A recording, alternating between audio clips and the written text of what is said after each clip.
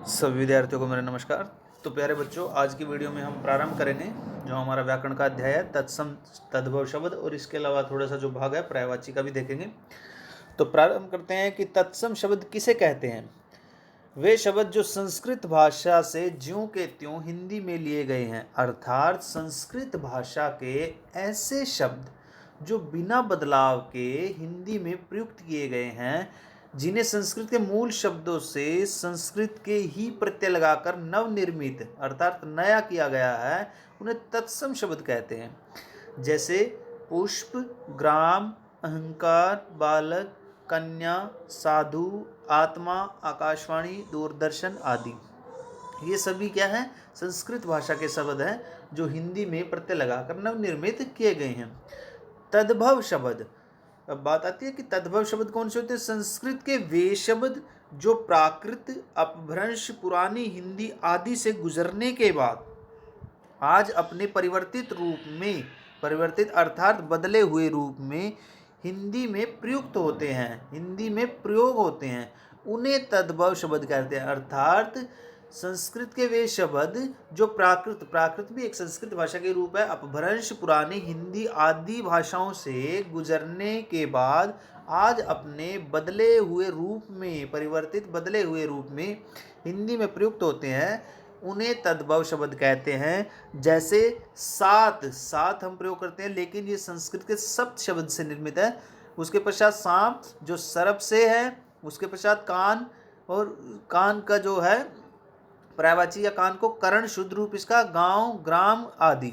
नीचे कुछ तत्सम शब्द और उनके तद्भव रूप दिए गए हैं। तो जैसे जो तत्सम शब्द है, तत्सम उसका जो रूप है अग्नि, और तद्भव जो परिवर्तित होकर बना है तो आग, अग्नि से क्या बना है? आग। इसी प्रकार प्रस्तर, प्रस्तर से क्या निर्मित होकर के बना है? पत्थर। क्षेत्र से खेत, दंत से दांत, मुख से मुंह, दुग्ध से दूध, अर्ध से आधा, मुष्टि से मुट्ठी, नयन से नयन, भिक्षा से भीख, चंद्र से चांद, और गौ से गाय, दधि से दही, रात्रि से रात, हथ से हाथ, कपूर से कपूर, कर्म से काम, आम्र से आम, और ग्राम से गांव, नगन से नगन, प्रयक से पलंग, जेठ से जेठ, घट से घड़ा, और काष्ठ से काठ।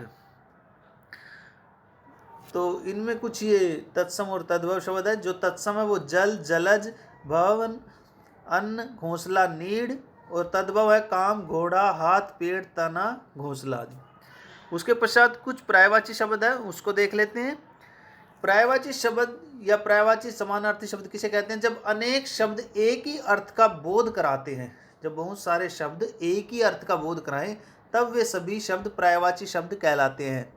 जैसे अश्व है, तुरंग, तो ये सभी किसके हैं? घोड़े के पर्यायवाची हैं। पर्यायवाची समानार्थी शब्दों के अन्य उदाहरण, कुछ उदाहरण नीचे दिए गए हैं। जैसे अंधेरा, अंधेरे के जो पर्यायवाची हैं तम, तिमिर, अंधकार, अग्नि, आग, अनल, ज्वाला, पावक, वहनी। अतिथि का अभ्यागत, आगंतुक, पाहुन, मेहमान। अमृत का अमीय, अमी, पीयूष, सुधा। आँख का चक्षु, दृग, नयन, नेत्र, लोचन।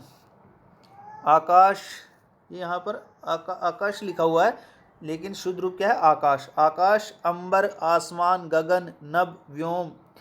आनंद, हर्ष, खुशी, उल्लास, प्रसन्नता, आह्लाद। इच्छा, चाह, अभिलाषा, आकांक्षा, लालसा, कामना, मनोरथ। ईश्वर, ईश, परमात्मा, प्रभु, भगवान, जगदीश, अंतर्यामी। उन्नति, उत्थान, उत्कर्ष, उन्नयन, विकास, वृद्धि, अभ्युदय। कपड़ा, वस्त्र, पट्ट, वसन, चीर, अंबर। कमल, अंबुज, कंज, जलज, नीरज, वारिज, पदम, पंकज, सरोज, सरसिज, राजीव, नलिन। गंगा, जाह्नवी, भागीरथी, त्रिपथगा, मंदाकिनी, सुरसरी।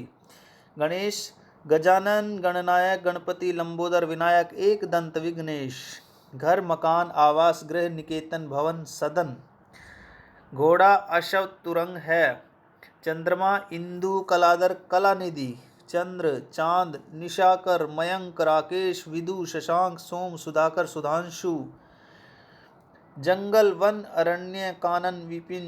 जल पानी अम्बु दक तोया नीर पया वारी सलिल तालाब ताल पोखर सर सरोवर जलाशय तड़ाग दुख कष्ट क्लेश वेदना पीड़ा दूध दुग्ध पया शीर गोरस देवता सुर देव अजर अमर नदी सरिता सरित तरंगिणी तटिनी पक्षी पंछी खग विहग विहंग चिड़िया पहाड़ अचल अद्रि गिरी नग भूधर शैल पर्वत पुत्र बेटा तनय आत्मज सुत नंदन पृथ्वी अचला अवनी क्षिति धरती धरणी धरा धरित्री भूमि भू मही वसुधा वसुंधरा पेड़ वृक्ष पादप तरु विटप द्रुम।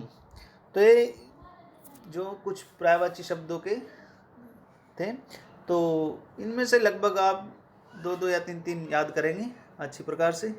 तो ये व्याकरण भाग का हमारा अध्याय था। तो सभी विद्यार्थी इनको अच्छी प्रकार से याद करेंगे और वीडियो को देखेंगे। जैसे ही PDF आपके पास जाता है तब आपने इसको लिखना है। धन्यवाद।